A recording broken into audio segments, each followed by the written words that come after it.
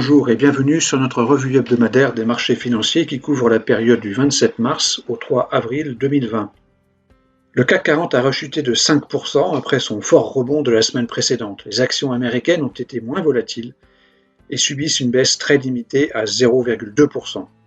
L'euro a progressé de près de 1% contre le dollar.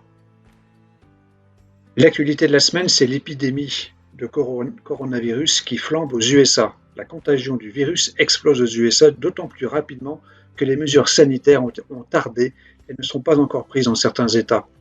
La population est désormais confinée à hauteur de 80% contre 50% seulement il y a une semaine. Le nombre de cas déclarés est maintenant le plus élevé au monde. Le cœur de l'épidémie a traversé l'Atlantique. Le bilan sanitaire de la crise pourrait être effroyable. Les spécialistes évoquent de 100 à 200 000 morts. Pour la deuxième semaine consécutive, les nouvelles inscriptions au chômage ont flambé aux États-Unis. Elles ont atteint plus de 6 millions de demandes, soit un doublement par rapport à la semaine précédente. Selon une grande banque, l'économie américaine pourrait perdre 16 millions d'emplois, soit 2 fois plus que pendant la grande crise de 2007-2009. La récession américaine sera très probablement d'une ampleur inédite. Les marchés de taux se détendent cette semaine grâce à l'efficacité des interventions des banques centrales. Les taux souverains notamment se sont bien détendus après une phase de forte hausse associée à la recherche compulsive de liquidités de tous les intervenants qui étaient en mode panique.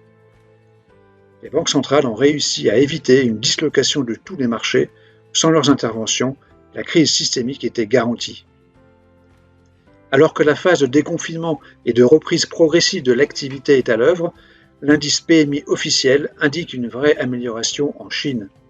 Il est repassé à 52 après l'effondrement du mois précédent et une anticipation de 45 seulement du consensus des économistes.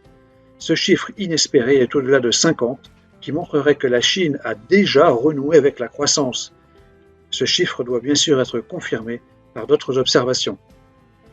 La synthèse de l'activité de la semaine est légèrement négative. Les mauvaises nouvelles économiques et sanitaires en provenance des États-Unis sont compensées par la détente sur les marchés de taux et l'amélioration donc sur le front économique en Chine. Nous recommandons de surpondérer au maximum les actions pour un CAC 40 inférieur à 4691.